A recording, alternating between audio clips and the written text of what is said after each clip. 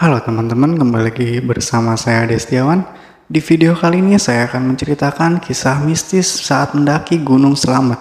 Sebelum masuk ke ceritanya, siapkan dulu kopi, jauhi keramaian, duduk manis, dan simak cerita berikut ini.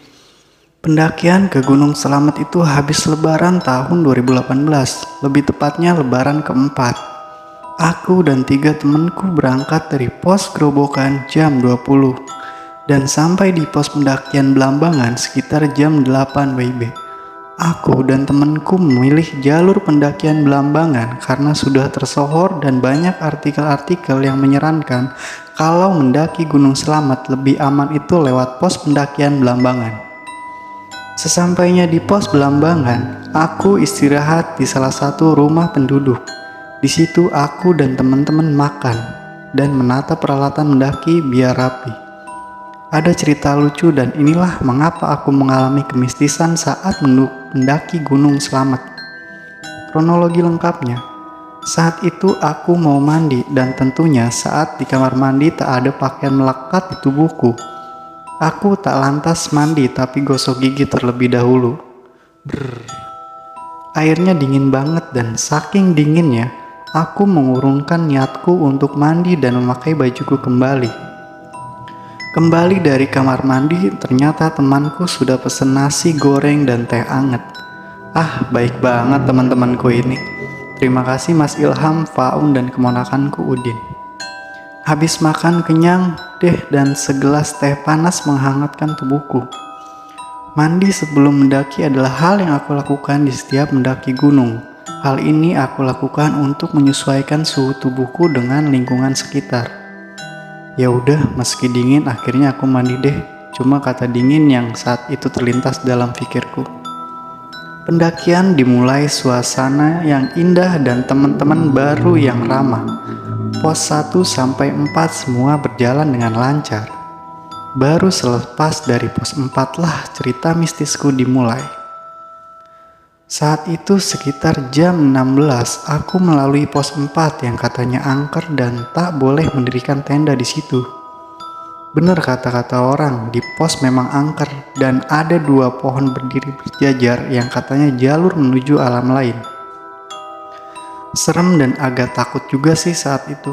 Tapi biarlah masa bodoh, yang penting aku nggak aneh-aneh. Selepas melewati pos 4, sungguh aneh banget karena cuma ada aku dan keponakanku yang berjalan. Tadi sih rame, tapi kenapa saat itu sepi banget?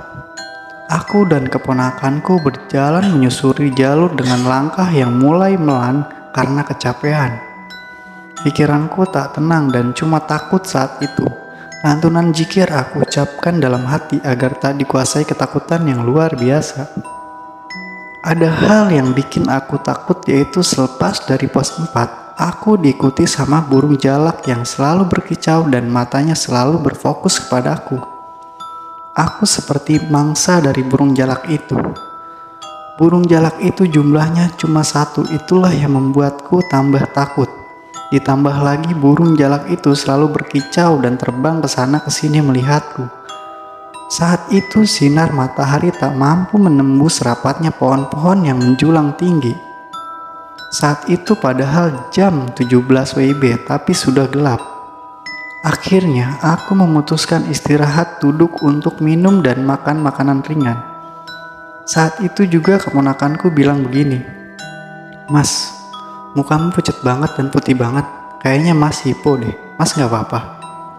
Saat itu aku langsung bangun dari tempat dudukku dan bilang, "Ayo teruskan perjalanan, jangan bicara apapun sampai di pos 7. Singkat cerita, aku mendaki sampai puncak dengan selamat dan mendirikan tenda di pos 7 dan turun dengan selamat.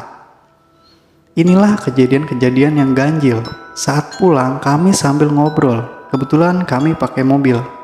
Makanya kami bisa mengobrol." Udin bertanya, "Mas, saat di pos 5 waktu istirahat kenapa saat aku tanya Mas diem aja dan suruh aku diem? Saat kamu tanya aku melihat sosok putih persis di belakangmu. Makanya aku langsung ajak jalan dan diam." Udin, "Loh, saat aku tanya aku juga melihat sosok hitam tinggi di belakang Mas loh." Suasana dalam mobil seketika hening dan menakutkan. Tiba-tiba Faun dan Ilham menyaut dan berkata, "Saat di pos 5 kami jalan di depan kalian dan kami mengajak kalian jalan tapi kalian menyuruh kami duluan. Aneh." Padahal saat itu aku dan Udin tak melihat siapapun yang lewat di sekitar kami, cuma satu burung saja yang kita lihat. Dapat disimpulkan ternyata aku dan Udin saat itu ada di alam yang berbeda. Syukur alhamdulillah aku ucapkan kepada Tuhan Yang Maha Esa karena aku masih diberi keselamatan. Tamat.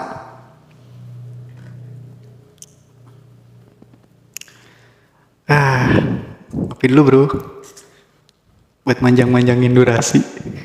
Padahal mah ceritanya udah habis. Biar panjang aja gitu durasinya. Apakah ada yang masih menonton gitu sampai akhir gitu? Berarti Anda termasuk golongan orang-orang gabut. Kopi dulu bro, santai, rokok ya kan, sebat.